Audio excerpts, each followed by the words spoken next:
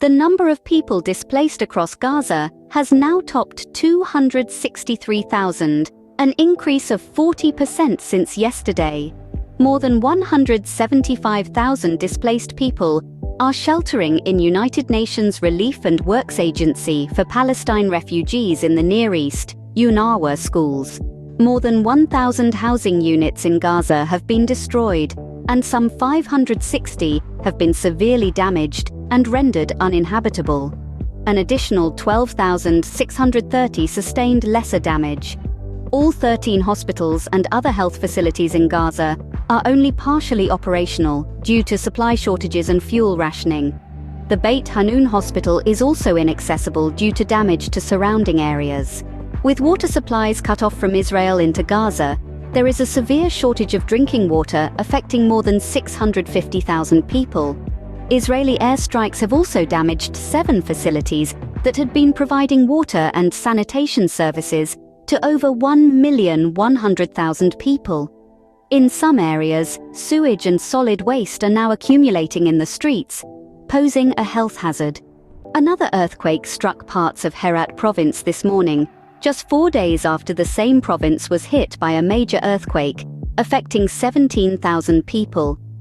Initial reports from humanitarian partners indicate that 140 people were injured and transported to Herat Regional Hospital and private facilities in the latest 6.3 magnitude quake.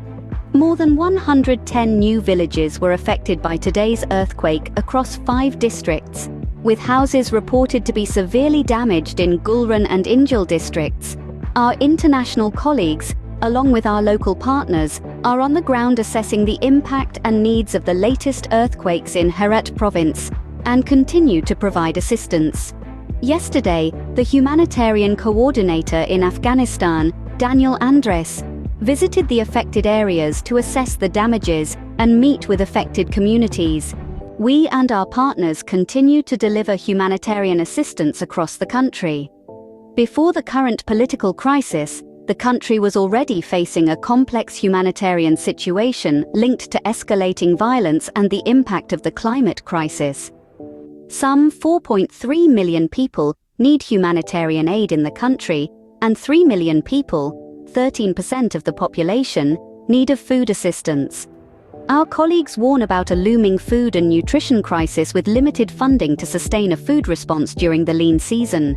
The ongoing floods in the country are further worsening the situation, with more than 170,000 people affected, as well as significant property and livestock losses. The Maradi region in the south is the hardest hit, with more than 65,000 people affected.